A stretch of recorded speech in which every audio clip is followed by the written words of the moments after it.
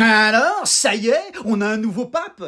Bon, déjà, y a que moi qui étais gêné par le traitement de la mort de François. Non mais le pauvre, le Vatican l'a exposé et fait tourner pour qu'on le prenne en photo. Non mais c'était plus un mort, c'était un bibelot à vendre sur Vinted. Qu'est-ce que c'est que cette mode morbide de prendre une photo avec une personnalité décédée? Non mais j'imagine déjà la gueule de certains albums dans les téléphones. Un selfie de la dépouille du pape dans son cercueil, toi à côté, tout sourire avec le pouce en l'air, au milieu des photos du dernier barbecue chez Tata Louisette et des clichés de la salade de chef que t'as bouffé à midi en mode influenceuse. Non mais déjà, il a une bonne bouille, le nouveau pape. Mais alors pardon, ça va trop vite. Moi je ne comprends plus rien à ce qui se passe. C'est un pape américain qui est progressiste et qui a pris un nom français. Et au milieu de tout ça, t'as l'extrême droite qui gueule en disant « Oh ben non, on voulait le noir, nous !» Je ne comprends plus rien.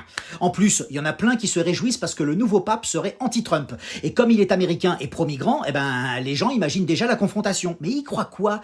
Que les mecs c'est Iron Man et Captain America dans Civil War, qui vont se foutre sur la gueule façon Avengers, et Poutine, ce serait Thanos qui se frotte les mains en ricanant au milieu? Non mais détendez-vous, ça va rien changer. Bon, cela dit, il doit être bien ce pape, parce que même Mélenchon a salué sa nomination. Alors lui, il est plus à une contradiction près, plus rien à foutre. Le mec te chie une pendule quand il y a une crèche à Noël dans une mairie, mais là, le représentant des catholiques est progressiste et pro-migrant, le mec, il est à deux doigts de refaire sa première communion. Mélenchon qui s'est fait comparer à Goebbels par Alain Jakubowicz. Il en fallait pas plus pour déclencher une vague de soutien de toute la gauche outrée par de tels propos. Alors c'est dommage parce qu'on les a moins entendus quand dernièrement, le même Mélenchon a comparé le président d'université de Lille à un criminel nazi. Ma foi, ça a dû arriver le jour où ils se sont tous désinscrits de Twitter pour migrer sur Blue Sky, avant de tous revenir sur X aujourd'hui pour s'indigner de tels propos sur la personne de Mélenchon.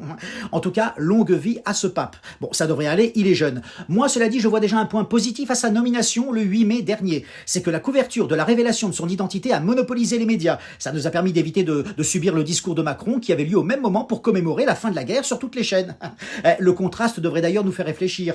Un jeune président qui parle toujours de guerre face à un vieux pape qui commence son discours en parlant de paix. Choisis ton camp, camarade.